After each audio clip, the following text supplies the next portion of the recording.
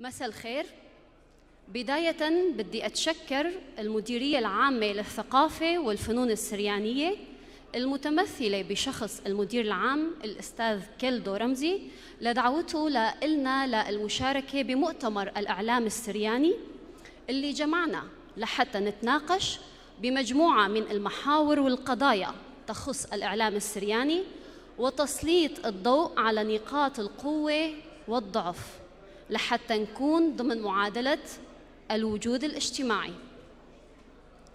والآن بالمحور الرابع لليوم الأول للمؤتمر الإعلام السرياني رح نتناقش على طاولة حوار التحدي الأكبر اللي عم بيواجهه الإعلام اليوم وبالأخص إعلامنا السرياني هو كيفية توظيف التقنيات الحديثة في نشر الثقافة واللغة السريانية وتعزيزها أكثر وأكثر.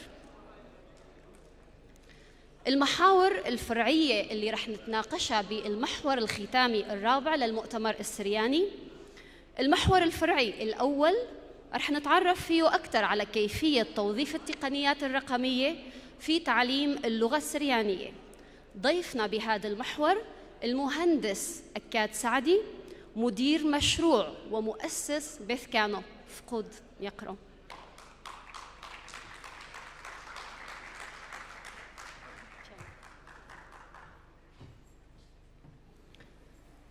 المحور الفرعي الثاني بمحورنا الختامي رح يكون عن الإعلام الإلكتروني بين الأسبقية والمصداقية مع ضيفنا الأكاديمي إيفان جاني رئيس مركز ديانا للثقافة والإعلام.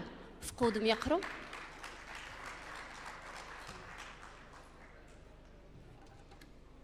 المحور الفرعي الثالث عن مواكبة الإعلام السرياني للتقنيات المعاصرة.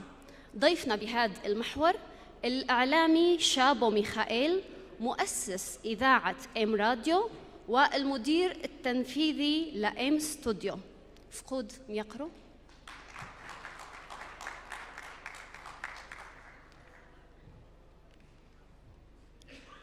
المحور الفرعي الرابع عن وسائل التواصل الاجتماعي وتجربتها الإعلامية مع الإعلامي رغيد نينوايا، مدير منصة أو لايف. فقود يقرأ.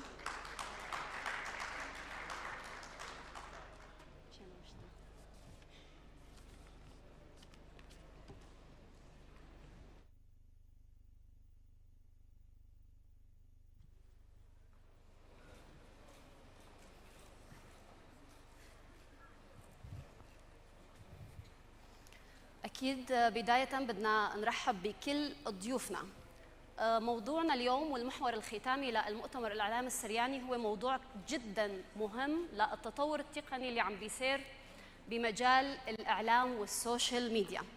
مع التطور السريع اللي عم يشهده قطاع الإعلام ومجال التكنولوجيا، لابد للإعلام السرياني من مواكبة التطورات التقنية بهدف إيصال الثقافة السريانية للعالم أجمع لحتى ما تبقى سجينة المكان والزمان. رح نتعرف بالمحور الأول اليوم على تجربة واقعية مميزة وفريدة من نوعها عن كيفية توظيف التقنيات الرقمية في تعليم اللغة السريانية وتوسيع انتشارها مع المهندس ميقرو أكاد سعدي، مدير ومؤسس مشروع بثكانو. يقرأ معك 8 دقائق ل10 دقائق تقدر تحكينا على المحور وتوضح أكثر للسادة الحضور كيفية توظيف التقنيات الرقمية بنشر الثقافة السريانية. تسمعوني؟ شلومو ورمشو بريخو ويومو باسيمو إليخو بقامتك بعنا دومرنا توديوثو ساقية لمشتايلوني دو لومودانو لومودو ديودوعو سوريويو تحت ريشوثو دو ملفونو كالدو رمزي تودي لزمينو ثثخو اديو بد همزم شلاما لوخون رمشوخون طاوة بس هتخبين واد همزمن وخد شتري خبراني بسورث بليشانة دي بسوريت لشان دي صوريت لشان الطور عبدين وبسورة دقيلة لشان مدن خايا مدن خا الدقلت ما صيتو عمريتهم. راح احكي بالعربي ان ياويتو اللي بساسه قد همزم من بعربي قد ما صن بشقن بوش خدشه بوش زودا بلشان عربي. بس ان تلوخن بو قارئ اكيد ما صن جوبن بسوره مدن خايا مع روايه بعربي او انجلش. تمام؟ اللغه اللي هلا حكيناها هي لغتنا الام، هي اللغه المحكيه الحيه اللي عم نحكيها ونتوارثها جيل عن جيل. هاللغة حسب اليونسكو صنفوها بال2008 درجة 4 من 5 من ناحية الخطر، خطر الاندثار والانقراض والموت. هذا مو شيء أبداً سهل، مو شيء ابدا لازم يبسطنا نحن كمجتمع اصيل واصلي indigenous people لهالاراضي لهالوطن، عراق، سوريا، تركيا، كل مناطق بث نهرين وبلاد الشام. لغه كانت صار لها الاف السنين، كانت بوقت من الاوقات لمدى قرن ونصف اللينغوا فرانكا تبع العالم، اللغة الشاسعة الواسعة المشتركة العالم أجمع. وصلنا هلا لدرجة إنه ما عم نقدر نوصلها للجيل أطفالنا، للجيل اللي راح يكون مستقبلنا. هذا السؤال هلا نقول طيب أشنا الأسباب؟ شلون وصلنا لهالدرجة؟ ليش وصلنا مواصيل؟ طبعا في اسباب كثير ليش اللغه توصل للانقراض وتكون مهدده بالانقراض. اسباب خارجيه اللي اكيد نحن كشعب وبمناطقنا تاثرنا فيها، عوامل خارجيه مثل الحروب، الهجره، التغيير الديموغرافي للمنطقه، فرض منهجه بالتعليم بلغات ما هي لغتنا الاصليه، وحرماننا من التعليم بلغتنا. وهدول كلهم من أهم العوامل اللي تأثر لانقراض لغة. ثاني عامل لما توصل إنه ما عم نقدر نوصل اللغة للجيل الجاي أطفالنا، هذا ثاني عامل من عوامل انقراض اللغة. العامل الثالث هي شح مصادر اللغوية. هدول علميا من أهم الأسباب شلون عم تنقرض اللغات. هلا واحد يقول طيب نحن ليش لغتنا رح تنقرض؟ معقول تنقرض؟ إيه أكيد. حسب اليونسكو كمان بدراسة عملتها في حوالي 7000 لغة، مقرب 7000 لغة بالعالم العالم يحكوا فيها. حوالي نصف هاللغات يعني 3500 لغة رح تنقرض بنهاية هالقرن خلال 100 سنة. يعني لنحسبها بالرياضيات، أنا أحب الرياضيات كثير صراحة. لنحسبها بالرياضيات، أنا جيت من لوس أنجلوس قبل أسبوع، 3 أيام بالطريق لوصلته لسوريا، ضليته كم يوم بالقامشلي، جينا لهون لأرض الوطن شمال بالدهوك وأربيل، ضلينا هاي صارنا كم يوم. بنهاية هالأسبوع راح يصير أسبوعين لهالجولة اللي راح تكون رائعة. خلال هالجولة في لغة مكان ما بالعالم راح تنقرض وتموت. فالموضوع مو سهل أبداً ومو مزحة ومي شيء إنه عم نحاول بس نرضي بعض، خطر حقيقي.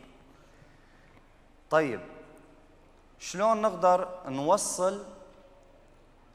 نوصل لنحمي هاللغة؟ طيب هذا السؤال رأساً واحد يسأله، خاصة أنا كمهندس. كل المهندسين هن بروبلم سولفرز، يعني يحلوا المشاكل. صحيح.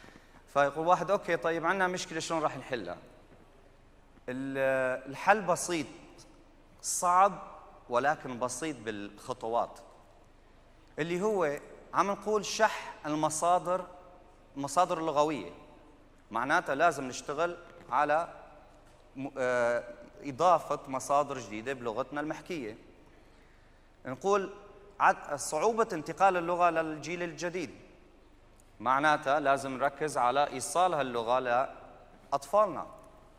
وفي دراسة حسب دكتورة كيتي أوهير من جامعة واشنطن عم تقول إذا فقط 1000 شخص حكوا اللغة، 1000 شخص حكوا لغة معينة وقدروا هال1000 شخص 100% يوصلوا اللغة لأطفالا، هاللغة تنتقل من مرحلة خطورة لمرحلة كاملة أقل خطورة. يعني نحن المرحلة الرابعة نحن ممكن نوصل نطالع من المرحلة الرابعة للثالثة، وهذا شيء كثير كبير. كمان لنتذكر انه شلون ابائنا قدروا يحافظوا وينشروا اللغه ليومنا الحاضر. اذا اكيد تعرفوا بالالفيه الرابعه قبل الميلاد هي اول مره اشتغلنا على او اخترعت، ابدعت، صنعت الكتابه وكتبت اللغه عن طريق الخطوط المسماريه او الطريقه المسماريه للكتابه من السومريين، انتقل بالالفيه الثالثه للاكاديين، وبعدها للفينيقيين بالألفية الثانية اخترعوا تقنية الأبجدية، واللي هي طريقة بسيطة لانتقال اللغة وتواصل اللغة وانتشارها. وطبعا مثل ما نعرفها انتشرت عن طريق التجارة، المعاهدات التجارية، السياسية، التعليمية، وهذا كان سبب كبير. قدرنا هلا العلماء هلا يقدروا يعرفوا هوية هاللغات، ثقافتها، وكل معالمها التراثية الثقافية. معناتها اللغات اللي ما تبعوا التقنية بهداك الزمان، ما واكبوا التقنية بهداك الزمان، اندثرت وفعليا ما نعرف شيء عنها، انحكت واندثرت وماتت بأرضها. هلا نحن بجيل التكنولوجيا، عصر ثورة التكنولوجيا بالأحرى، يعني هلا صار انفجار تكنولوجي، يوم عن يوم في اختراعات وتقنيات جديدة، بلوتوث وواي فاي وان اف سي وار اف اي دي وايش ما بدكن، واي اي وماشين ليرنينج وفيرتشوال رياليتي وميتافيرس والحبل على الجرار. فنحن لن نقدر نعطي امل لحالنا نحمي اللغة هي عن طريق مواكبة التكنولوجيا. إذا طلعنا هلا حاليا على لغات العالم، 10% فقط من لغات العالم 10% عم يستعملوا اللغة بالإنترنت، والحمد لله نحن من هال10%، ولكن بدنا أكثر. وهون تجي وأجد فكرة مؤسسة بيت كانو، اللي هي مؤسسة غير ربحية، تشكلت مجموعة من الأصدقاء، شكلنا فريق لنقدر نشتغل بالأمور التقنية، برمجيات، تصاميم، كرتون، ديجيتال، كل هالمواضيع بنشر وحماية وترويج اللغة. ونركز على الأطفال، لأنه مثل ما قلنا من أهم العوامل نقل اللغة للأطفال. وبما أنه في مثل تجارب حلوة مثل الإقليم ناحية التعليم اللغة بالمدارس بشكل منهجي، صرنا نحن نقدر نعطي الطرق العصرية الحديثة السهلة اللي تدخل لكل بيت بكل سلاسة وبساطة. فبيت كانو فريق مكون من 16 عضو فعال فول تايم بيشتغلوا بهالمجال، وأكثر من 10 متطوعين حول العالم، عراق، سوريا، ألمانيا، أمريكا، أوروبا، كلن عم يركزوا على تقديم اللغة بلهجتيها العامية، السورت والسوريت، الشرقي والغربي. ننتج ايش بهالمؤسسة؟ فيديو جيمز، ابس، تطبيقات على الموبايل، كتب ديجيتال، اوديو بوكس، كوميك بوكس، نشتغل على المواقع الإلكترونية، السوشيال ميديا، يوتيوب، أغاني، أفلام كرتون، مسلسلات كرتونية، وكل شيء نحن عم نقدر نطور الفريق خطوة بخطوة لنوصل له بالطرق الحديثة الجديدة، عم نحاول نوصل له. يقرب أكد يعني دقيقتين تقريبا. دقيقتين. بس هيك حبيته كمان تركز بهالدقيقتين على نقطة نحن حاولنا نشترك مع كثير مؤسسات، يا يكونوا متكاملين موازيين لنا نشترك معا، أو داعمين أو مكملين. فمثلا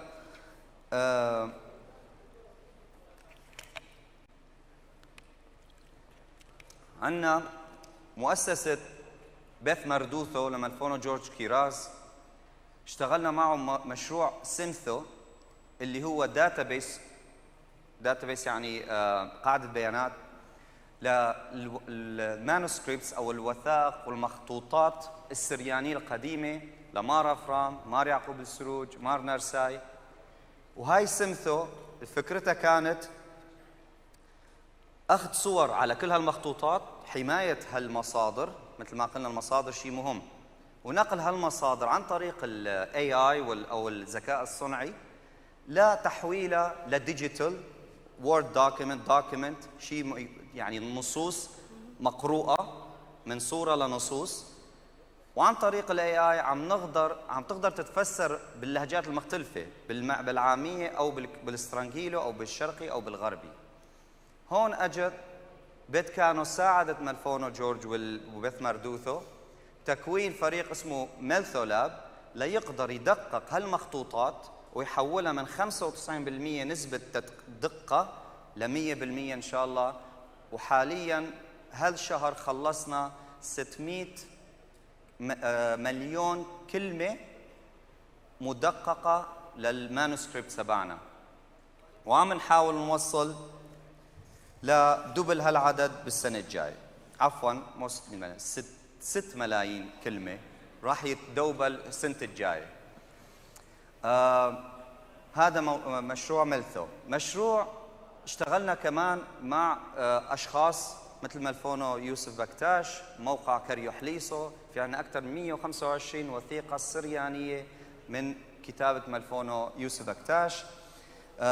عندنا مشروع مع عيروثا، شوتاسد عيروثا، لترجمة الأغاني للهجة الدشتا، لهجة الدشتا المحكية، كمان لحماية لهجة الدشتا وحفاظ على هويتها. يمكن ما ضل عندي وقت. آخر نقطة مهمة مع مثل هو مساهمة ومشاركة مع مشروع أطرا تي في، اللي هي منصة استعمال تقنية الأو تي تي مثل الآي بي تي في تقريباً. هي تي في على الإنترنت، وصار بهالقناة هلا من سنة تقريباً اشتغلت، صار 11 مليون دقيقة مشاهدة لهلا، فعن طريق الأو تي تي في اللي هو بديل أو موازي للساتلايت تي في وطرق جديدة. أحب أختم بالأخير إنه هلا عندنا أمل، مثل ما حكينا. أنا أشوف كثير في أمل، خاصة بالعولمة، بالجلوباليزيشن. صار عندنا سهولة للتواصل ونقرب المسافات اللي كانت مشكلة صارت هلا ما في أي مشكلة. أنا أشتغل ريموت من البيت وشركتي بغير ولاية، فبالتالي المسافة ما ضل عندها، المسافة الجغرافية ما ضل عندنا أي مشكلة بوجود التكنولوجيا. وفي تجارب ناجحة، مثل في لغة بهاواي اسمها نيو، واللي هي بلشت بال 1970 كان في 2000 متكلم. حالياً كانت تموت، يعني 2000 متكلم من 50 سنة لازم كانت تموت. حالياً في 18,000 متكلم عن طريق كله استعمال التكنولوجيا والمدارس الأونلاين وهالطرق. فبالتالي في عنا أمل. وتوديوف تودي ساقي إيلوف ميقرو. أكيد بدنا نتشكر ميقرو المهندس أكاد سعدي. بدنا ننوه إنه كمان الملفونو أكاد سعدي قادم ومتنقل هو بين أمريكا والقامشلي، وهو كان مستقر بأمريكا وأصر إنه يفتح مشروع بيث كانو بالوطن بالقامشلي لحتى كمان يقوم بإحياء اللغة السريانية. تودي ساقي، للسادة الحضور اللي عنده أي سؤال أو استفسار يقدر يدونه لحتى نهاية الجلسة نقدر نتناقشه مع الضيوف. التكنولوجيا عفواً وسيلة وليست غاية، ومن هون ضرورة الانتباه للحفاظ على مهنية الإعلام السرياني، على اختلاف أنواعه، وعلى دقة المعلومات الموجهة للجمهور، بهدف منع أي تشويه من العالم الافتراضي اللي بيفتقد للرقابة، مع وجود عدد كبير من المواقع اللي تنشر معلومات خاطئة ومنقوصة. لهيك وجب العمل على تأسيس وتطوير مواقع ومنصات تعتمد على الدقة المصداقية لحتى تكون بحد ذاتها مرجع للتاريخ واللغة والثقافة والأخبار السريانية. المحور الثاني لليوم اللي رح نتناقشه عن الإعلام الإلكتروني بين الأسبقية والمصداقية مع الأكاديمي إيفان جاني رئيس مركز ديانا للثقافة والإعلام. فقود ميقرو كمان معك 8 دقائق ل10 دقائق بس مترابة شينا رمشو خمريخا أخنواتي وخاتواتي بأمتا خورواتي وخاورياتي جو قغلاتي وداعة اتلي قبل طيب وتربثت مقرونقا أخنواتا قوم دبرانو تاقاونيتا اتمرضوتا وأمن السورياية بريشانوتا أخونان كالدو رمزي وكل أخنوات خينة دك شخلو اندوزوتا قاداها بولخانة شابيرا وقاداها نسيانا قد سنيقي وخوة اللي من قم كماشنة إن أديم يوما مصيلا قد ما يخللي توتا وآها مضبوطة إلى قد أخنا إتلان مصاياته إن إتلان صويانا وهرديدانا إن إتلان سنداني هل بات إيمان تطلب له مني خورواتي هم زمن بود خاملو عن القاية دي وتخد شمة يوداعة إلكترونايا سوريانايا بينث مهمنوتا وقديموتا أنا ترسلو كسلي رابا بوقارة قمايا قد أخنا ديوم يوما واري وخ جو طلاتي الشنة من فيشي لخوررة آها ساما من أطرا إقليمة كردستان أو غربية العراق. هل اديوم يوما اتلن يوداعة سوريايا أو لا؟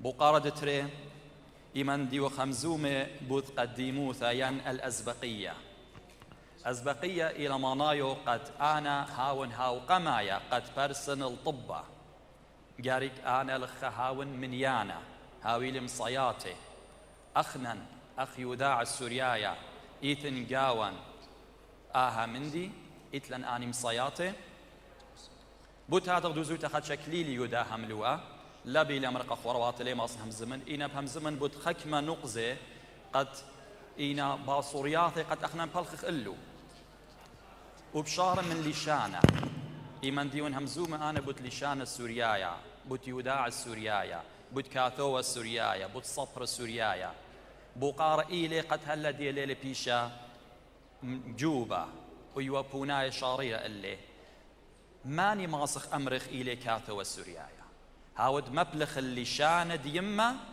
أو هاود مبلغ اللشانة خينة إنانيش إلى خلمة اللشانة يما سبب أنا أخذ ورياش شيون كتران ليلة جو ممطيتة مردوتة وتشعيتة وتخمنياته قاها وخينة إديوم يوما كتران إلى منن جاوان وقاجانا أخ خامتلا إيامر أخنان مجانا جو مش خجانا بقيادة وخ أخنان من جاوان زبين وخ بود هادخ ليوخ مصايا قد يوخ من دي خينا يعني من دي سبيرة يطون تسبير تمنن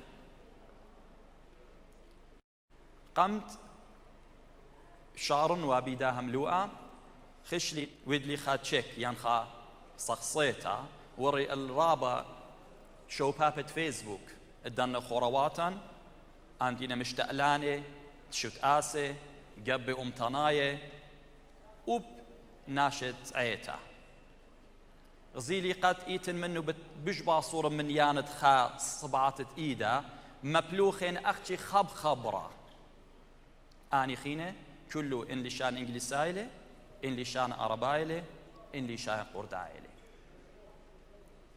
ايما بيوني لقاتن قد اخنن لتلن مهمنوتا بيداها لشانا وليو خازر قد دوخخ قبود اهل لشانا وليو سنيقل داها لشانا واهل الشان لتلطيمة كسلان واختشي جو قومياته وجو برسي بسيمه بتايوخ وبتياول جرقة قماية ويمان ديتاله دانا قد همزمغ بداها لشانا ودخ شارة كتر داها لشانا هيتش خليوخ بغزاي أختي خامنيانا قد إلى ماقود اللي بلداها لشانا ومتخطلاتي شنة وخمشي شنة بقراية له وتشرتشوري له هر أمرت بقراية وخ جو بثقور الميتة سبب ميتة ليه قيمي بقريته ديا ميتة بقريتي أختي بتقيمي بقريته باروقة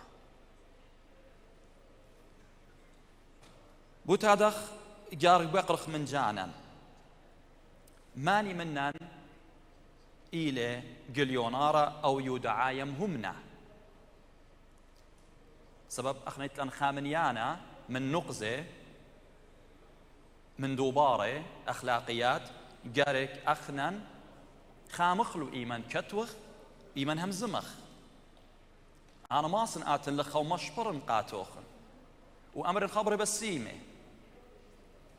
إينا ماني بخاصر ماني بتقاني إديوم يوم أنا أمر تروان دي وقتي وبرق الإغدادة بالطريق الشتاتا وبداية قد داقولي وخل أيضالي سبب يدن أنا مضباصرياتي إتلي وآت مضباصرياتي إتلوخ تروان إتلان باصرياتي إنا هيتش خامن اللي تلقي جرأت قد كالجو باتت خورة وخونة إن هموني الأوى إلى خورة وإلى خونة أمتا ين توديتا ين قانون برناشايا سبب إن مغبت لي جارك مغزت لي أرخا شاررتا ماني منن إلى مشتألانق دود من ديت إلى كتاوي وكلاي كسلة ومصالي أو السوتار الشغريرة اللي ماني منن إلى خيرة جوكتوتي كما شد آسي خيرة إتلن أخرن إديوم يوم قد طايخ برمهم نوتا جاو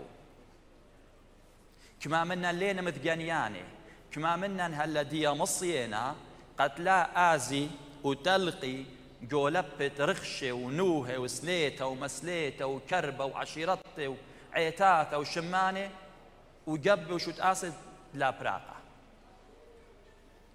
كما منن إيمان دكتي وينا ميقرين الداني تخوبة قد والي بيش ميقري أخبر ناشا كما منن متول هنياني برصو باي وشوت آساي وجباي قدام جاني وبكتاوي لأخت آني باي لأخت لب بطلابي له وأخت هون بقطاي له وأخ تداون سنقتي له أني كل بقارنا قد أنا إديم يوم ماصن أمرن أنا إتلي يوداع السوريايا يعني لتلي يوداع السوريايا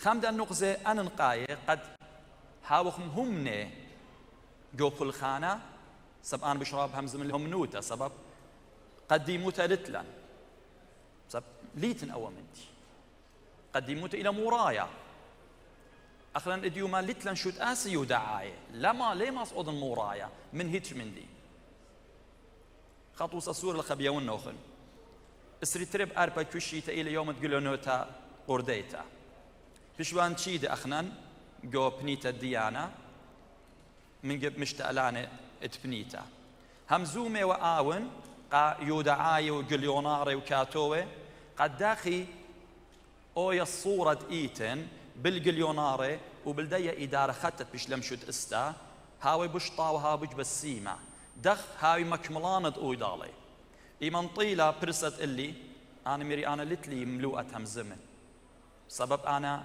لتلي خاشوت آسا يودعايا لتلي خاشوت آسا قد بالخلو أن شولاني أختن همزومة خشوية راما اديم يوم أنا ألتخم بيشا وقد أخنن قمطلاتيشن اتوالا سبرزونة وتوالا مغلياثة وتوالا برسقالة وتوالا تلفزيون وتوالا رقيعياثة جت اديم يوم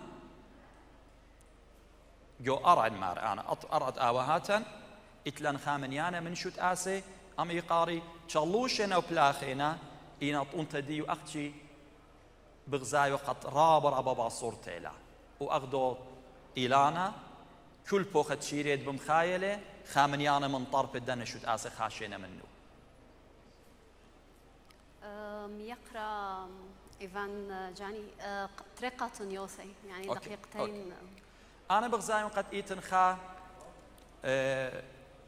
خيانوثة دلقليتة ساقليتة علاقة تناقضية جوف الخانن سبب إن بايت هاوت مهمنا ليه ما هاوت خورة قاقارويا وقامش تألانا هرديدانا إن بايت هاويلو خا يوداعة مهمنا وشاريرة جارك آتن خامت الداها الصورة سبب آتنيشوخ ليل الخمشبارتا وشبرانتا نيشوخ إلي منطيت الدي أجرتا من كنوشيا قا كنوشيا آت إيوت نورة معطفت تعكس الشرارة أختي للشولوخ بوتادخ إن بايغ مهمنوتا يوداعيتا جار كاويلا خامنيانا من فلترات معص أمرخ جار كاويلا رنيا مرضو صناعي هاولا وعي ثقافي هذا رنيا مدينايا ورنيا يوداعايا قد ادمي ما باشام تماري قد أني إنا رابا باصورة ومن الأمر ليت ادمي ما جو ابن عمان ها بس مرابا رابي أكد قد تي والخا يجي أخي تشغل لي مني خا سرقادة بيوداعي قرية وكتيوة وشوباب إلكترونية قد بيشنا مسوغلة جو تغبرتا جليونارد كردستان إيتن زودم شوي شوباب إلكترونية زودم ترمو اشتي سبارزونة زودم شو مام غالياتي زودم طلاتي تلفزيون فضائي زودم امو سري شوى تلفزيون لوكال أرضي زودل امو أربي وخمسة راديو قد خص أما برابم دان نبخشوت إديوم بلاخيله وأخنا إيكي وقت من كل داها من يانا وبسيمة رابا بسيمة تودي ساقي يقرأ إيفان جاني رئيس مركز ديانا للثقافة والإعلام أكيد كمان اللي عنده مساءلة أو أي استفسار ومداخلة يتركوا لنهاية الحوار. على الإعلام السرياني تبني التقنية التكنولوجية كنهج مهم لتطوير ومواجهة التحديات المختلفة مع مراعاة الحفاظ على الجمهور واجتذابه بوسائل ومضامين متنوعة وإدارة المحتوى الإعلامي عبر المنصات الإلكترونية المختلفة. اليوم محورنا الثالث عن مواكبة الإعلام السرياني للتقنية المعاصرة مع الإعلامي شابو ميخائيل مؤسس إذاعة إم راديو والمدير التنفيذي لشركة إم ستوديو. فقود يقرأ كمان بدنا كمان نذكرك بشان الوقت من 8 ل 10 دقائق. تودي ساقي فقود.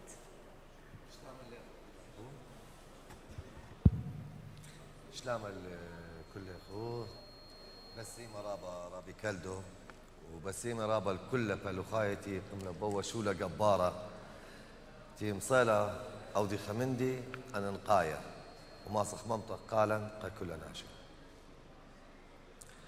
نجرب أمرنا استاديتي موضوعنا دراستي موضوعنا بليشان أراباية ماصل ممطنل السامة زودة من شميانة مواكبة الإعلام السرياني للتقنيات المعاصرة. أول ما وصل لي هذا الإعلام حاولت أفكر شنو اللي لازم نقوله عن التقنية، شنو اللي لازم نحكيه. فأول سؤال طلع قدامي إنه شنو هي الجملة اللي أبدي بيها. فالجملة كانت كلنا نستحق صحافة إخبارية أفضل. بالفعل راح أحاول أقرأ لكم الدراسة اللي حاولت أتوصل لها. تشهد صناعة الإعلام تحولات كبيرة ومتواصلة بفضل العديد من الابتكارات التكنولوجية من الروبوت إلى الذكاء الاصطناعي والحوسبة السحابية والطائرات المسيرة اللي نسميها درون جورناليزم اللي حالياً يستخدموها الصحفيين بالأماكن الحروب والأماكن الخطرة. وهو انتماج أفرز صحافة الإنفوغراف والفيديوهات الإخبارية القصيرة والتطبيقات الخاصة بالتحقيق من الأخبار وصولاً إلى أمن البيانات وأمن المحتوى وغير ذلك من العناوين التي أصبحت تتصدر ليس نشرات الأخبار بل المؤتمرات والفعاليات الإعلامية والتكنولوجية المختلفة حول العالم. فالتكنولوجيا لم تعد مجرد أدوات وتقنيات تطور العمل وتعمل على تحسين إدائه، بل امتدت لتكون رأس حربة في تطور المشهد الإعلامي برمته، حيث أصبح كل مصطلح جديد متناول، وكل اتجاه جديد في العمل والممارسة الإعلامية، وكل تحديث لا ينفصل عن التكنولوجيا. لكن ثمة مؤشر خطير يقرع جرس الإنذار للإعلاميين لتدارك الموقف، ويمكن الاستدلال عليه بصورة أوضح من خلال سؤال أطرحه في محاولة للإجابة عليه، وهو: هل الإعلام يقود التكنولوجيا أم إن التكنولوجيا تقود الإعلام؟ وما تداعيات ذلك القيادة لأحدهما على الآخر؟ إن المؤتمر الإعلامي السرياني يقدم فرصة كبيرة بمشاركة واسعة ولإلقاء الضوء على من يتحكم في العمل الإعلامي اليوم من الإعلاميين وخبراء التكنولوجيا والشركات العاملة في مجال الحلول الرقمية والابتكارات. جلسات هذا المؤتمر تناولت العديد من مجالات العمل الإعلامي وأبرز التحديات التي تواجه الإعلاميين لمواكبة التطور التقني المتسارع والتعامل مع التغيرات التي فرضتها التكنولوجيا وسبل تحقيق الأخبار والحوسبة السحابية وما إلى ذلك. ويبدو أن مديرية الثقافة السريانية تخطط بعقد مؤتمر نسخته الثانية لبناء منصة للتعارف والحوار لتدارس أهم التحديات التي يواجهها الإعلام المعاصر والتي تظهر تباعاً مع كل ابتكار جديد. إذن نعود للتأكيد على أن الإعلام المهني الجاد يقوم على المعايير المهنية على معايير مهنية صارمة، ورغم ابتهاجنا بالتطور التكنولوجي الهائل والغير مسبوق، لكن مسؤوليتنا الإعلامية والمهنية والأخلاقية تفرض علينا مراعاة الاحتياجات المتلقى والحرص على مرتكزات أساسية، منها على سبيل المثال دقة المعلومات والسياق والعمق والرأي الموثوق، وهي قيم تضيع العديد منها وسط زحام السباق المحموم بين الإعلام والتكنولوجيا. ومن خلال متابعتي أستخلص النقاط التالية: مواكبة التقدم التكنولوجي المتسارع والابتكارات التقنية الجديدة ضرورة حتمية للإعلاميين والمؤسسات الإعلامية. تغيير الأنماط التقليدية في العمل الإعلامي يستوجب تحديث التقنيات وأساليب العمل، غير أنه يستوجب أيضاً الحذر من الانجرار وراء ما يمكن أن يطيح بالمهنية ومبادئها وقيمها الأصلية. التغيير الذي أحدثته التكنولوجيا في العمل الإعلامي يجب أن يكون شمولياً، بمعنى يلامس كل عناصر العملية الإعلامية، ومن بينها تفعيل دور المتلقي بصورة أكبر وأكثر تأثير. مستقبل التقنيات السحابية اللي نسميها كلاود، واستخدام الروبوت والطائرات من دون طيار في وسائل الإعلام لتغطية النزاعات في المناطق الخطرة أو مناطق الأزمات، يستلزم البحث ملياً في التطور التي ستلحق بالتلفزيون المستقبل والإمكانيات الجديدة التي سيمنحها للمشاهدين من تعديل محتواه وطريقة عرضه بناء على رغباتهم الشخصية وفق الخبراء. النوعية التكنولوجية للإعلاميين ضرورة من ضرورات العمل الإعلامي في عصر التحولات الرقمية، وهي مهمة منوطة بالمؤسسات الإعلامية من أجل تأهيل طواقمها للمتغيرات التكنولوجية المتسارعة. الاندماج بين المؤسسات الإعلامية والتكنولوجية أصبح احتياجاً رئيسياً من احتياجات العمل، ومن الاحتفاظ التام بالشخصية الإعلامية دون الانصهار في التكنولوجيا وسحرها. التركيز على ما أسماه البعض صحافة الحلول، بمعنى الاهتمام بالتقنيات التي من شأنها تعزيز جودة العمل الإعلامي دون التأثير على قيمته المهنية. التكنولوجيا هي حديث الساعة بالنسبة للإعلاميين ومؤسساتهم، ولكن هل هي كذلك بالنسبة لمدى ثقافتهم التقنية المتعلقة بالاستخدام الأمثل للتكنولوجيا في الإعلام؟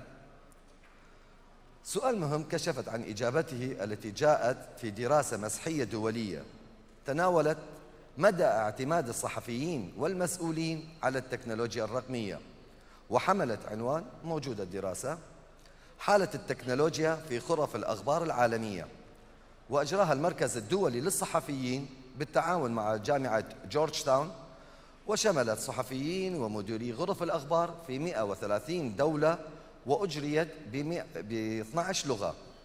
والسؤال كان: هل يواكب الصحفيين الثورة التكنولوجية الرقمية؟ الإجابة على السؤال الرئيسي للدراسة كان مغايراً للمتوقع، إذ تبينت إجابات الصحفيين ومديري غرف الأخبار 2700 أنهم لا يواكبون. الدراسة التي تعد أول دراسة مسحية عالمية من نوعها وفق القائمين على إجراها استكشفت أن النتائج واتجاهاتها الرئيسية هي: لا تزال غرف الأخبار تواجه فجوة إلكترونية تكنولوجية عميقة. 2. عدد خبراء التكنولوجيا يعد ضئيلاً في غرف الأخبار، فقط من موظفي غرف الأخبار لديهم إجازات تعليمية ذات صلة بالتكنولوجيا، ومن غرف الأخبار وتوظيف مختصين بالتكنولوجيا، ومنها فقط لديها محرري تحليلات. المديرين أكثرهم في مهارة الوسائل الرقمية، الإعلام الرقمية، ومن موظفيهم جرى توظيف 64 من مدراء غرف الأخبار ممن يمتلكون خلفية في وسائل الإعلام الرقمية مقارنة مع الصحفيين. الاتجاهات التي كشفت عنها الدراسة عززتها نتائج أخرى في نفس الدراسة، حيث بيّنت أن معظم غرف الأخبار لا تعيد تحديد الأدوار للعصر الرقمي، مشيرة إلى أن حوالي 18 فقط هي من الأدوار الرقمية الجديدة، مثل محرر ووسائل الإعلام الاجتماعية ومنتج المحتوى الرقمي ومحرر تحليلات. أضف إلى ذلك أن الصحفيين لا يستخدمون سوى مجموعة محدودة من المهارات الرقمية وفق الدراسة، حيث أظهرت أن النتائج أن من بين 23 مهارة رقمية عرضت على الصحفيين ومديري غرف الأخبار، لم يتم استخدام سوى 4 مهارات منها، وهي النشر، التعليق على وسائل الإعلام الاجتماعية، النقاط، صور رقمية، مشاركة الجمهور عبر وسائل التواصل الاجتماعي، وتوزيع المحتوى عبر منصات متعددة. يقرأ شابو ميخائيل دقيقة قاطنته خلصت. أكو مؤسس ومدير شركة الصحافة البطيئة اللي هو أورتشارت، يقول: موضوع سرعة النشر والسبق الصحفي إن الصحافة التقليدية فقدت الكثير من مواقعها الرئيسية في هذا الإطار لصالح شبكة التواصل الاجتماعي والناشطين والمواطنين الصحفيين الموجودين في كل زمان ومكان بشخوصهم ومواقعهم وأدواتهم البسيطة التي لا تفارقهم، التي وهي أجهزة ذكية، والتي بمقدورها ليس نقل المعلومة بل إجراء بث مباشر من مواقع الأحداث المختلفة. التدفق الإخباري كان تحت سيطرة وكالات الأنباء الكبرى في العالم والمؤسسات الإخبارية العملاقة، غير أن هذا التدفق تفرع عنه مئات القنوات والشرايين التي تمد الجمهور بكل شيء في شتى المجالات دون اعتبار لمدى قربه أو بعده من المعايير المهنية والمواثيق الأخلاقية للصحافة، وهو ما ضاعف الأصوات المطالبة باعتماد التحقق بصورة أكثر مهنية في الإعلام. شكرا. تودي ساقي الإعلامي شابو ميخائيل مؤسس إذاعة إم راديو مدير تنفيذي لشركة إم ستوديو. بدنا نحكي كمان على الإعلام السرياني اللي يجب عليه استخدام مختلف، كوننا نحن نحكي هلا بمحورنا عن التكنولوجيا وتطور الإعلام في المجال التقني. عليه استخدام مختلف المنصات الإلكترونية وتبني التكنولوجيا والعمل على جذب الشبيبة، كون الشبيبة هن العنصر الأهم في مجال التقدم التكنولوجي، وفي عالم التواصل الاجتماعي.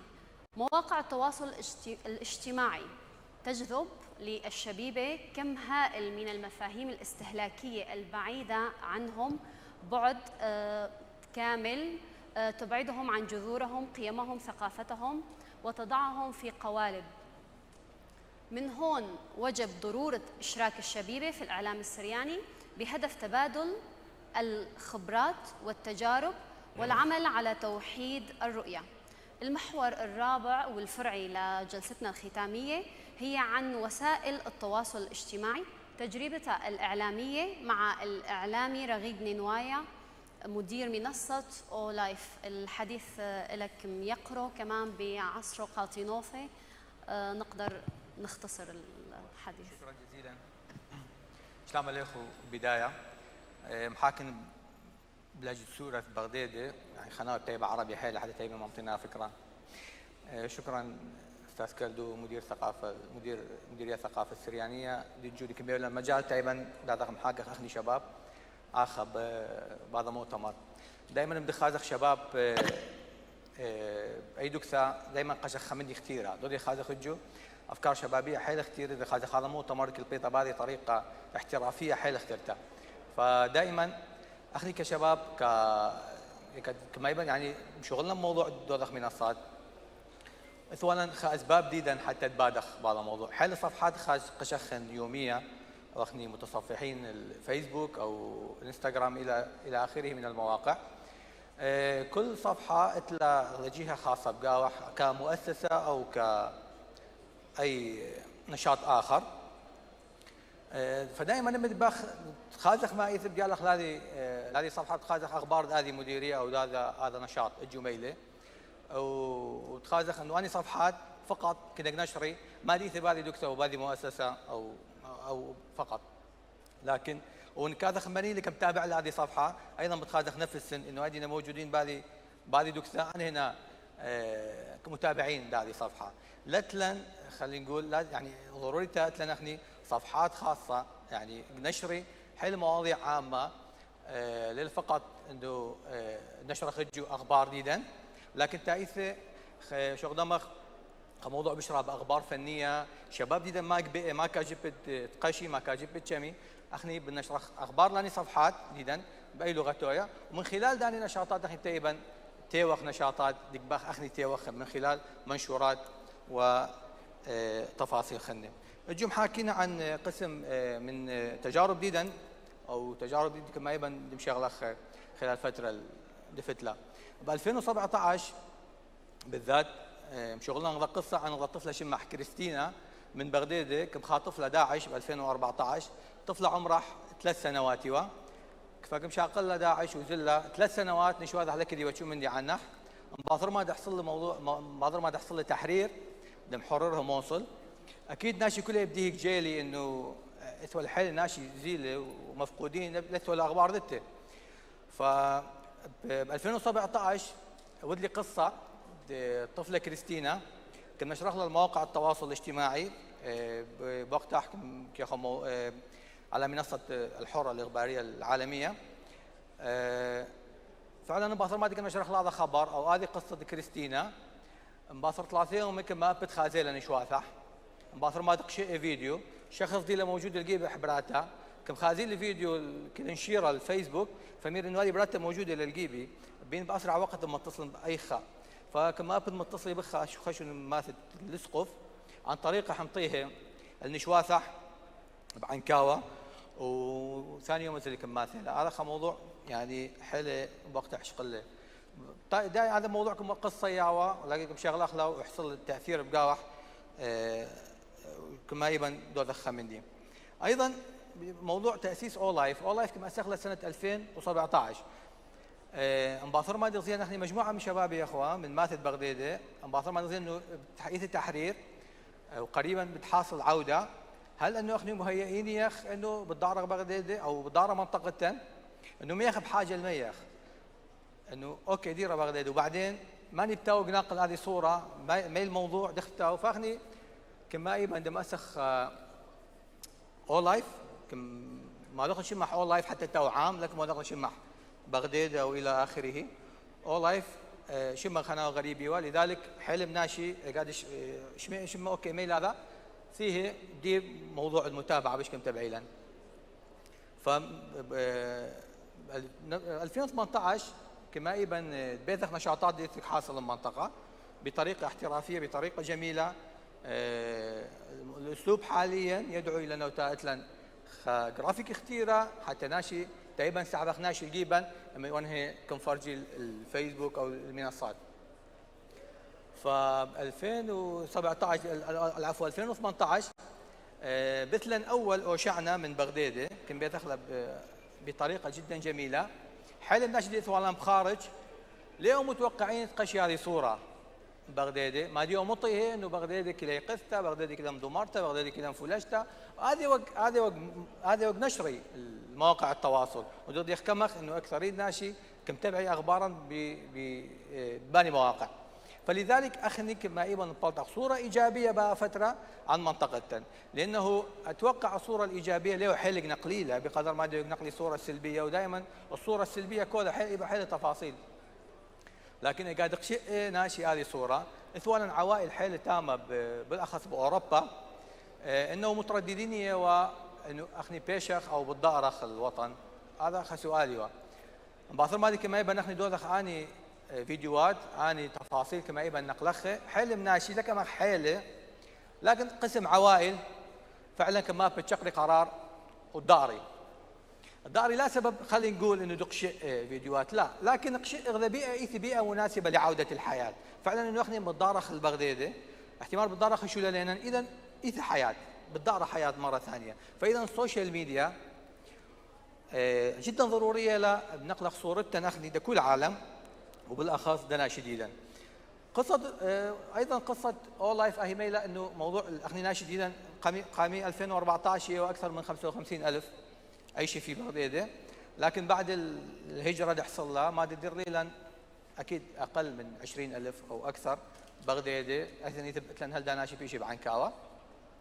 فهو موضوع التواصل بين ناشدين بخارج او هيك دينا او بغداد ايوه موضوع ربط دختي بنضرب طخن اني ناشي بغداد فعلا كما اي بندور هذا مندي من خلال اخني متطوعين يا اخوان لحد الان احنا ما ديك محاكينه ياكم شغله لي كل شو متطوعين يا اخ كلنا اصحاب هذا اختصاصي يا اخو متطوعين بشغلنا. فب 2017 بايد بيلدا 25 بالشهر قاعد ياخذ بيض قداشي من بغداد تلين حيل اتصالات من خارج من استراليا من كندا من امريكا انه كبرين انه احنا ايضا باخ مغزخ ملك حاصل تامه.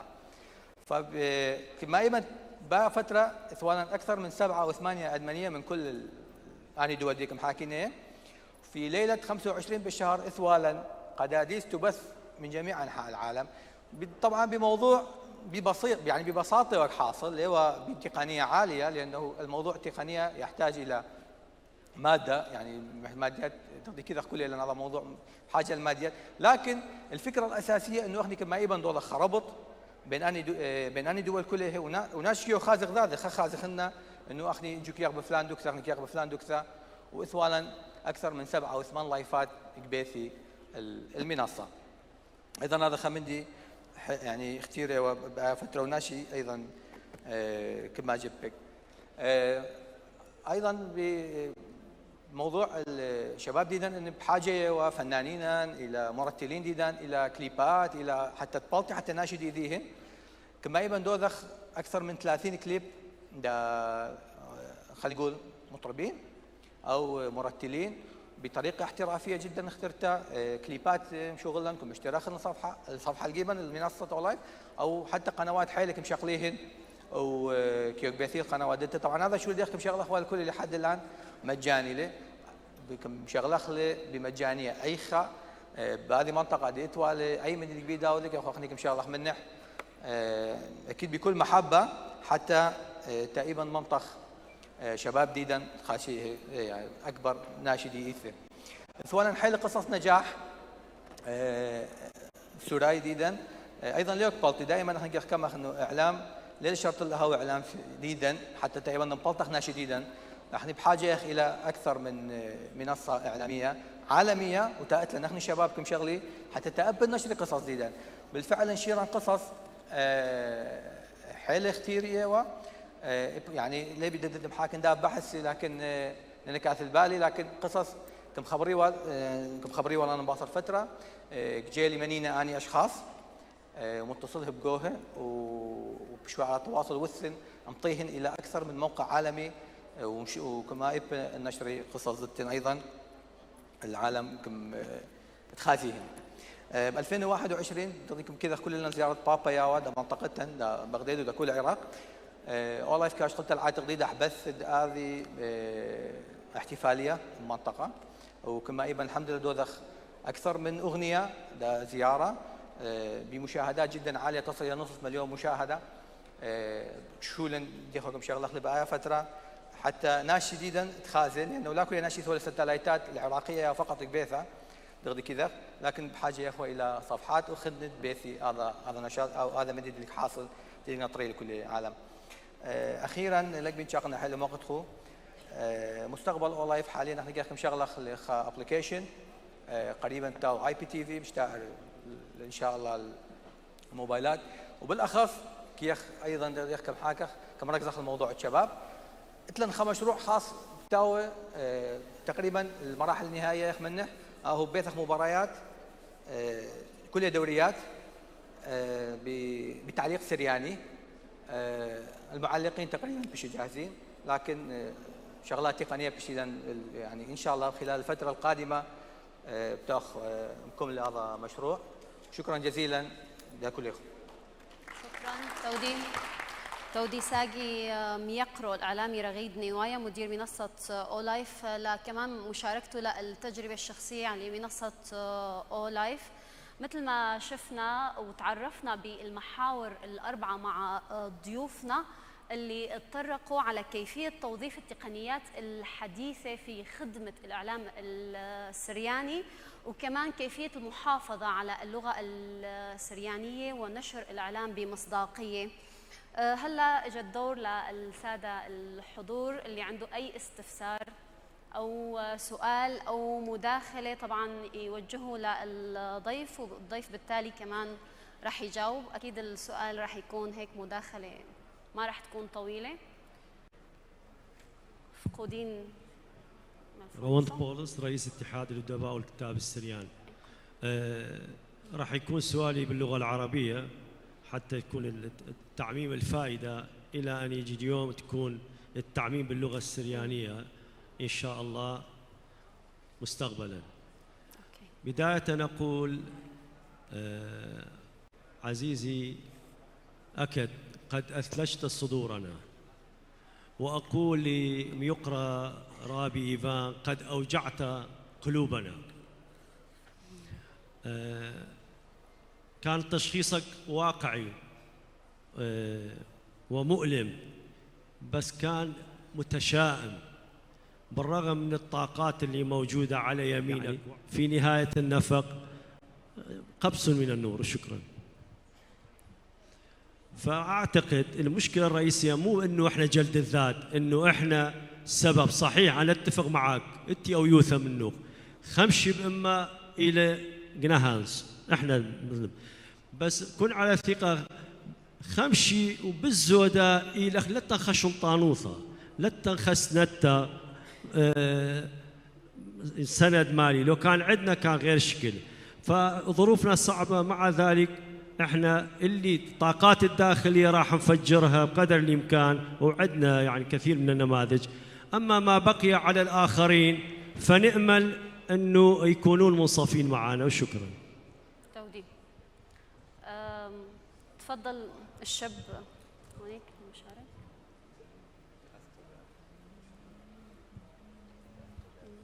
شلام عليكم. نسيم صادق طابوب رشماية برسقالة SBS استراليا. عتو بسيمة رابا قداها فرصة قمت شديتولن وشوتبخ قداها لومادا. اتلخا مزيدتا إن لا بشقطيثة بتيون عن بشقطيثة وأمريتو يرختر هل الداعيام زمن قد ما بيثن ما يقخخ بس قد شدانا بين سبدي ليلة بقارة ليه عربي اللي تدير الجلسة. أنا عندي إضافة ما عندي سؤال فإذا تفسحين الوقت الكافي للتحدث راح أتحدث، إذا ماكو وقت كافي حتى أمرر المايك لشخص آخر. يعني كاريو هي مو سؤال، هي مداخلة. تفضل. إيه تمام، اتفقنا يعني. تمام، ما تكون كثير طويلة بس تفضل. لا هو هسه اتفقنا على ما لا نتفق. المهم يقرا ايفن شلامالوخ هاد بسيمه رابا تقم بشمطلن كلن جو مملا ديوخ وتكلت هماشا اخنن ازخ الوذدونا شت مبخيلن ولل الوذدونا شت مكخكلن ومبصخلن اها بشمتا إلى نقزة قما ياقت هاوي خمر عشتا ومر عشتا منبر هذا بتهاويني هلبت خكمة بسعياثة عوضة ين خطوات عملية. بمارة قبوقارة ديوخ اتلن قليونارة اتلن ناشط هاوي كتاوي شرية ين اندبندنت مستقل اتكتوي وهمزمي بدارخ البثغامة مارن يشمشي خد ملوبا بمارة ليذعيتن شرارة وشرارة بتعاود لخن خيرة تعرفون الحق والحق يحرركم تريقي بانا إن أو برصوبة تيلي بلاخقو قليناروتا إن أو بيقانا ليذي الشرارة رابا زعمت بتهوية بتبارج بالشرارة وبالزيبانوتا بالأرخة صرست وبالأرخة شلطة من سبب شرارك يعاود لخيرة وبهيمانوتا بتهاوي واذم سترانوثا دفاع الدي صوتا الدو حق تلاو هذا دفاع له من دي خينا امتيله اديوم يوما آون هيموني بشرارة ومن كل لبة بايكاتو بشرارة إن لها وسنتا من شوت آسد اتلون أبآني هيمانوتا بشرارة قد أودي لك كفر مكاسي الدو برناشة تيلة اديوم يوم بشيطة بكلاية برقل خكمة لبة خيلانة ات كوربشن ات فساد اديوم يوم أول صحفي قطوصة انكتولة بتخكمة ممكن هاول زدوتا قد بايش دويقة انكتولة بتخكمة تبيش قرية الله نتعيتا بتهاول زدوتا تبايش مخرمة انكتولة بتخكمة طمطة سياثة ناشاية وبتخويلوتا فساد ادبية بتزدى قد مو قد بايش أباون مسنية وهذا انكاتو بتكو شوية من دن شوية معبذة عن مستويات مؤثرة بتهاوي بزدايا فواللا اتهمزمخ اديم يوم امرخ اتلن قليونارة شرية لازم بقرخ قانا اتلن خكمة قليونارة هيمنانة بشرارة قاها قميثة وان امرخ اتلن قليونارة مهيمنانة بشرارة اتلن شوت اسد خاميل قد اني فرق عليه غطاء ين حماية صحفية من كل خا اتقرتت هويا بيي من كل جيبة اثيا أن ترى من ديانا إن متخلن جو هزورا جو تخمنياتا بتهاوخ إخنا بمطايا البناية الدوشو قالت تمتخورة وأن شوت آسة تهاوي شرية لا شك ليلة ممكن تسفرخ مني هاوي شرية وأني بشقالة زوزي من خكمة أني بشقالة زوزي من قبة أني بشقالة زوزي من أبسقوبة المتروبوليطا إن هاوي اديم يوم خشوت آسا شرية مستقل لقرك آون آمر آنا إيون مستقل ودعم دي إلى من عيتا ودعم دي إلى من قبة سب إن آوش قل دعم من قبة من خبنتي رقالي دي قد قدم بابا خينا كاتو الخمشة ألانا قدو قبة سب آوش قال زوزة من تامة فبهاوي حرج وليه ما سهاوي خيرة قبت هذا دخلتنا نشوت آسا خيرة وممكن اديم يوم لمش خكمة ناشة هي منانة بخيروتا قد كتوي فأخا إلى علثة لخمصايا قد أديم يوما أمرخ إتلن قليوناروتا وأنا بشامة أمرخ إتلن دميان القليوناري أشبه صحفيين ولتلن صحافة مؤتمر بسيميلة دكثة بسمتيلة إضاءة ترتيبات كل من دي رابط سبايلة خطوة سبايلة دخ متخرم يقرأ وجود ينقوتها مؤتمر إلى خا زيبتا قالا بس قد ريشخ مو قد خادخ أديم يوم تغجمي قدها آوانا وبر هذا بلطخ وهيش من دي لا أودا خاتو بسيمة رابا بسيمة تودي ما دارت عليك تمام تفضل يقرأ البت أنا من دي مزيت تلت لي همزمت أخونا يقرأ نسيم بس قرابي روند بخشوتي أنا كليلي كس خكمة نقزة ميري إتلان خامنيانة من شوت آسة ميري إتلان صويانة بالخانة إن لتلن سندان شعريرة أيخا دتري أنا مدرب تيرم بأمرن أنا ليه جخكن بتجاني قد مكخكن خينه أنا بأمرنا شرارة أختيله ليتلان شوت آسة سبب إتمنيانا من نقزة جارك بيشي خزي شوت آسة ليتلان قليوناري سبب إتن خامنيانا من نقزة جارك بيشي خزي قليوناري من دي قميتا إلى آت إيدانتي وتمتوه قدو بالخانة ديوخ جارك هاوت فريات قد ماصت مقروة مندي أنا إديم يوم إيون مالبانا وآتن إيوت موظف أوخينا إلى مهندس أي من قد تتلبن تاوي وخ شبت خيومة يرخى خجاي خملوء بكتاوي وخ أخنا لي وخ قليوناري بقياسه وبقانون أهب الخانة قد أخنا مهمونة وخبه أنا مهمونة إتلان من يعني من شوت آسي بيشة وأخلانت خمين الداهب الخانة وأنا مختمري ميري أنا بشرابها مزومة من الأطرة جوايت أطرة سبب تشيبو قد ناخذ مثلا قد جو سوريا قد جدي أهول جدو نورا أهب الخانة طاوة بسيمة بلاطة منو هذا جو بغدادش إن كل نائت إن جشق الداها الشكلا خازق إتلن مصياته زوزاناي وبرناشاي إن لتلن مهمنوتا بيشتا بداها بالخانة أنا ورعي أنا برصوباي ديلي وتلهيبي قد أنا هون خلطة بسيمة بدنا عنصر نسائي فقودين تفضلي ملفونيسة اوكي تفضلي رمشوخ طاوة شينا مبثر خزيلا أني أربع جلسات وأني محاور قيمة تبري لقاوة هاتم بسيمة رابا كلوخن ومبثر ودلا معايشة أو يوم أو مؤتمر نوعي متميز داني لقد تأكيدا الهمزم تترابي إيفان خمن توصيات مؤتمر جريك هاويلا خمظلة تجمع المؤسسات الإعلامية الشعبية ما تهاوي شمو نقابة هيئة أني من ديانة نتفق لها بعدين أخني إن هاويلا هدخة شوت أمر خلادية مرجعية ولو خدش أول شمة يقور له إن هاويلا هدخة مرجعية من دي قمايا ماسخ أودخ إصدار وثيقة شرف للعمل الإعلامي السرياني إن هاويلا وثيقة شرف حتى أني من ديانة ميريلم يقرأها بالسيمة الإعلامي بهاوي ملتزم بشرف دي وأخلاقيا قمت هاوي ملتزم بقانون العمل الصحفي وأكرر من ضمن توصيات المؤتمر أتمنى هو دراسة قدوة من دي قد هاويلا خمظلة تجمع المؤسسات وعتم بسيمة رابع تودي بسيمة كمان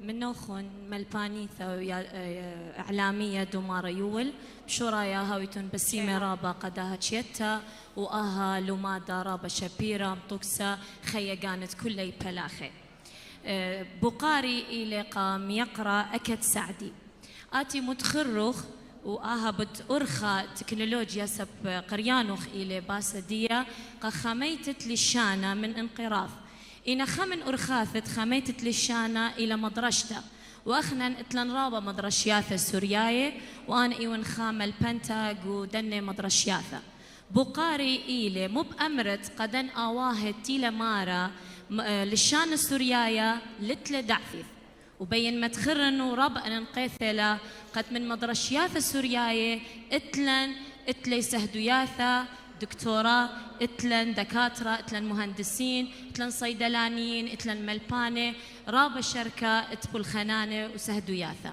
هاوت بالسيمة رابا تودي كيف أخمد عرات هذا مش معي انتم؟ هذا اوكي بس انت رابا ميقولت دوميانا لا؟ تمارا؟ مشينا بشتاع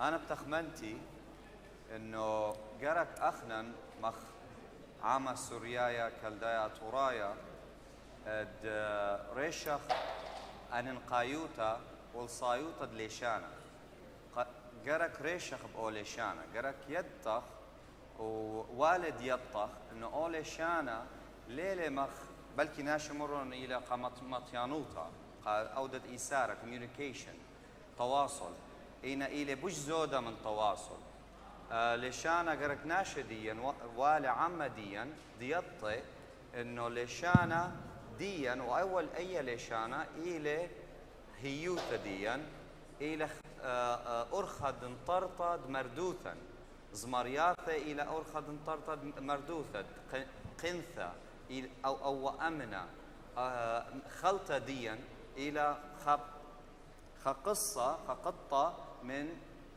مردوثة ديا خلطة إلى أمنة موسيقى إلى أمنة ليشانا يتقاوي رابا يرثوثة ديا ماخذ مرة إن يعطيته لدكتور جفري خان دايما آمروا يرثوثوخن إلى قبوموخن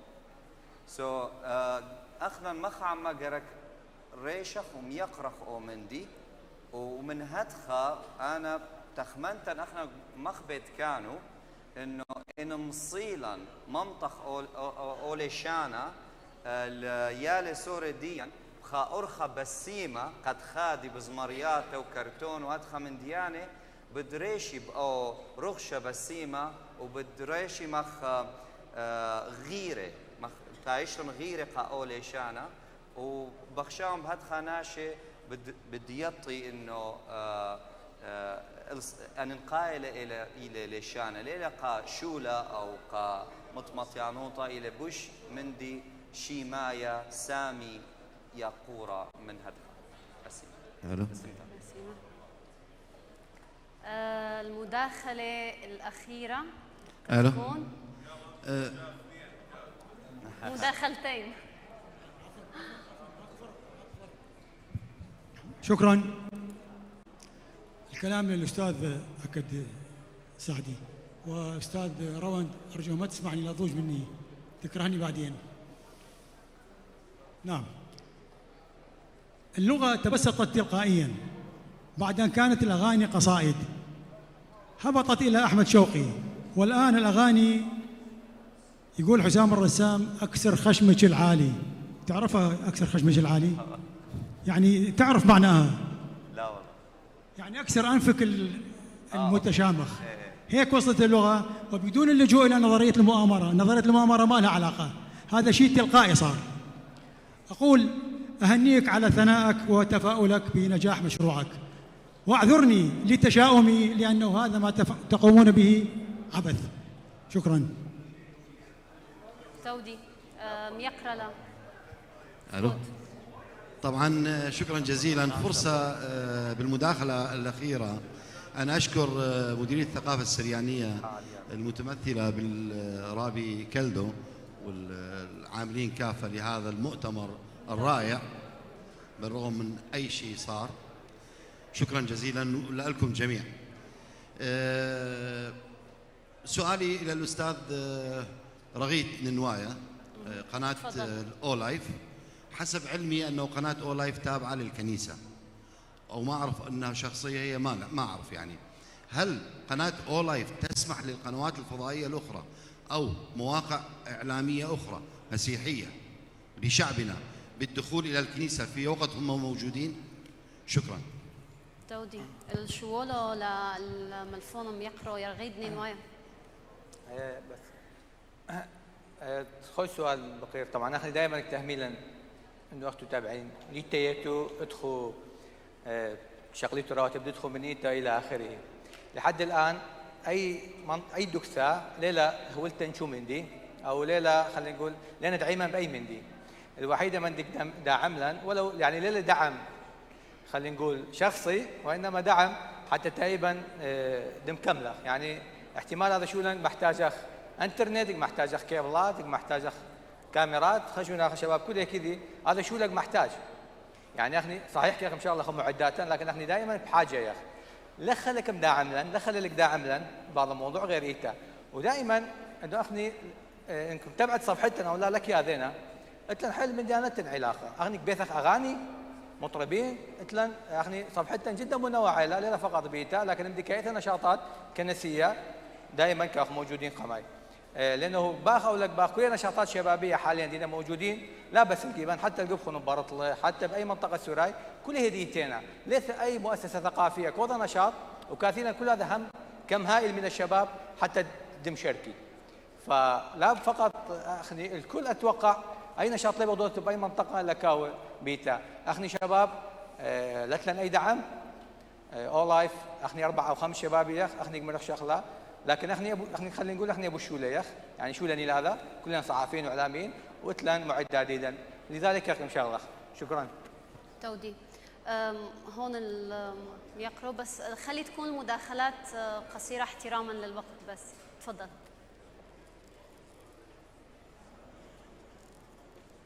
أول شيء عندي اقتراح المديرية الثقافة السريانية خاصة لرابي كلو، قبل ما عندي سؤال لأربعتكم الجالسين المحترم.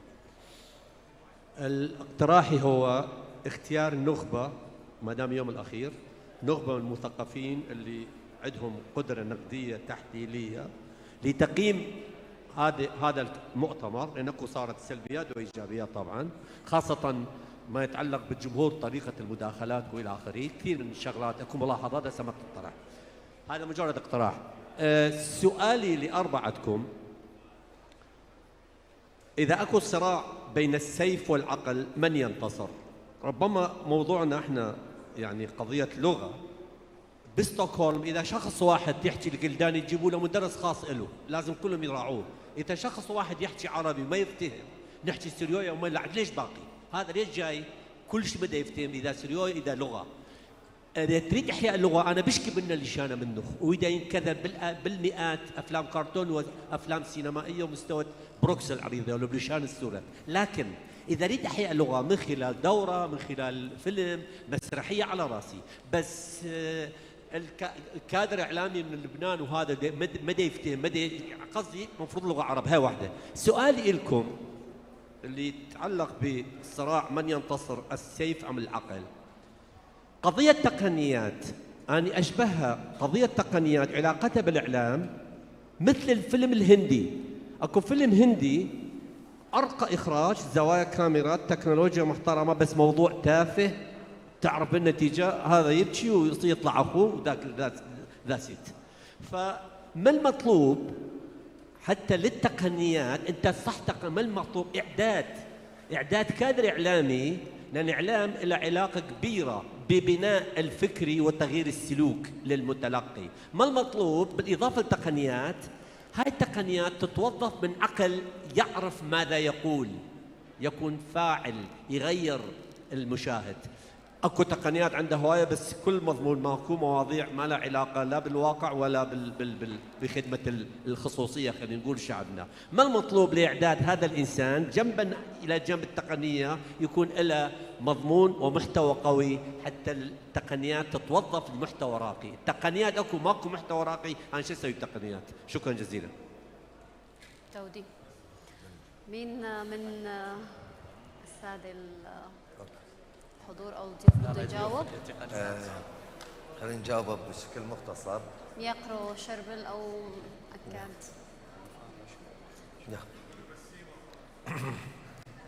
بس اريد اجاوب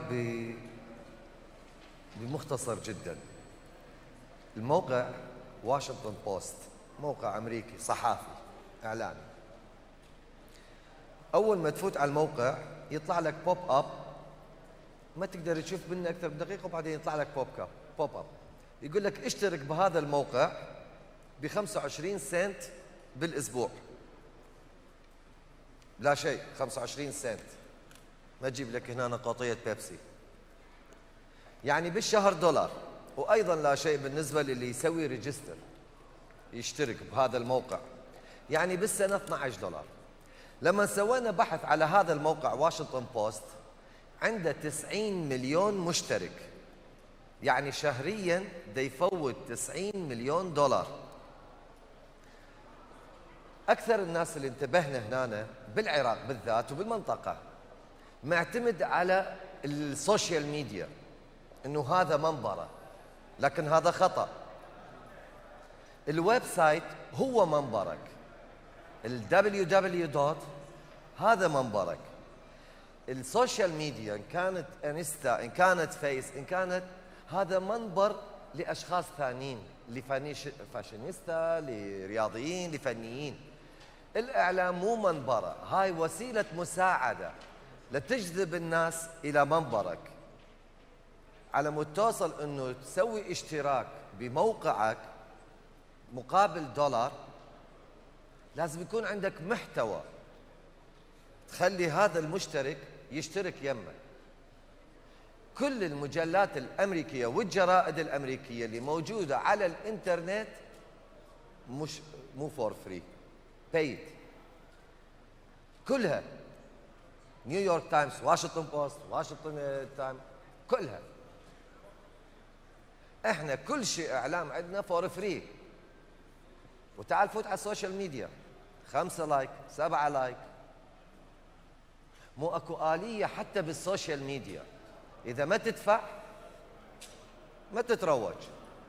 واكو نظام ثاني اسمه البوتينج.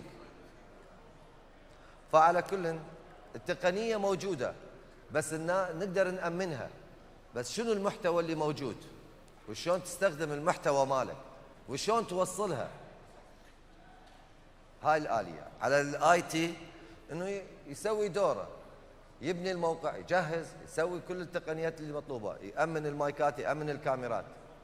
تبقى على صانع الخبر، شلون تصنع الخبر، وليش أنا أشترك يمك $1 أو ب 25 سنت بالأسبوع. تودي ساقي ميقرم. أكيد بختام محورنا الأخير، الجلسة الرابعة والأخيرة للمؤتمر الإعلام السرياني، بختام هالمحور المميز بدي أتشكر الضيوف اللي كانوا معي، المهندس ميقرو أكاد سعدي، مؤسس ومدير مشروع بيثكانو، الأكاديمي الميقرو ملفونو إيفان جاني، رئيس مركز ديانا للثقافة والإعلام، الإعلامي شابو ميخائيل، مؤسس إذاعة إم راديو وإم ستوديو، الإعلامي رغيد نينوايا، مدير منصة أولايف. طبعا أتشكرن على المعلومات اللي قدموها، إن كان بإطار التكنولوجيا والتقنيات الحديثة وكيفية نشر اللغة السريانية، وعلى الإعلام السرياني ومصداقيته. بالنهاية أعتقد أنه كانت تجربة حلوة وغنية لكلياتنا، لكل الحضور والموجودين، ونحن فعلا بحاجة لرفع التوصيات لكل مهتم في مجال الإعلام، وخاصة في مجال الإعلام السرياني، بهدف تطوير وتنشيط الإعلام السرياني ونشوفه بأعلى درجاته. تودي ساقي الخون، وأكيد تودي ساقي للمردوثو قاونيتو لمديرية العامة للثقافة والفنون السريانية، ومتمثلة بمديرة العام الملفونو كيلدو رمزي، بختام الجلسة الأخيرة وختام اليوم الأول للمؤتمر الإعلام السرياني، المديرية العامة للثقافة والفنون السريانية تتشكر كل العاملين في المؤتمر واللي كانوا مواكبين لإنجاح هذا المؤتمر الإعلام السرياني الثاني.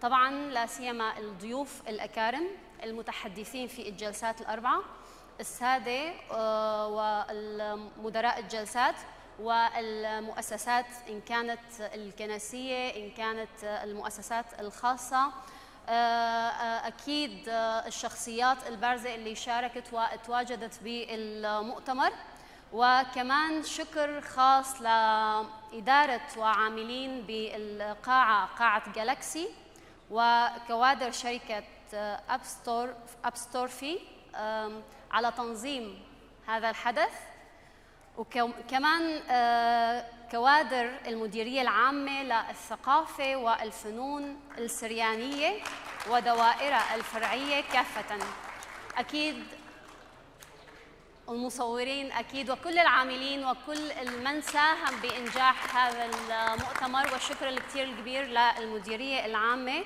للثقافة والفنون السريانية، حدث كثير كبير ومهم، ونتمنى يكون دائما مكرر بقوة وموجود على أرض الواقع. تودي ساقي الخو، نلتقي في مؤتمرات أكيد. تفضلوا.